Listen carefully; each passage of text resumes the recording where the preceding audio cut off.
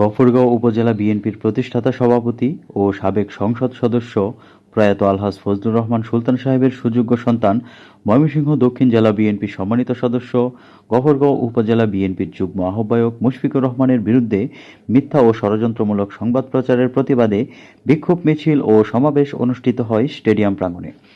১ October রোজ মঙ্গলবার দৈনিক জয় দিন এবং দৈনিক যুগান্তরের অনলাইন পোর্টালে প্রকাশিত গোলন্দাজের জুলুমের রাজ্যে বিএনপি চালাচ্ছে কারা এই শিরোনামে একটি ভিডিও রিপোর্ট ও নিউজ প্রকাশিত হয়। সেখানে ময়মনসিংহ দক্ষিণ জেলা বিএনপির আহ্বায়ক কমিটির সম্মানিত সদস্য এবং গফরগাঁও উপজেলা বিএনপির যুগ্ম আহ্বায়ক মুশফিকুর রহমানকে জড়িয়ে মিথ্যা ও বানোয়াট খবর প্রকাশ করে।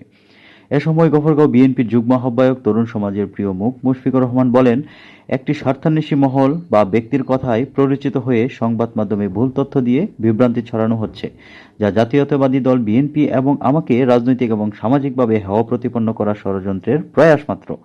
তারই প্রতিবাদে আজ গফরগাঁও উপজেলা বিএনপি ও সর্বস্তরের জনগণ প্রতিবাদ ও বিক্ষোভ মিছিল করেন। তিনি বলেন, আমি এই ষড়যন্ত্রের তীব্র নিন্দা ও প্রতিবাদ জানাই। ফেক নিউজ, ভ্রান্ত নিউজ গফরগাঁওবাসীকে একটু আঘাত করেছে। আমি দৃঢ়ভাবে বলতে চাই যে ছাত্র জনতার আন্দোলনের ফসল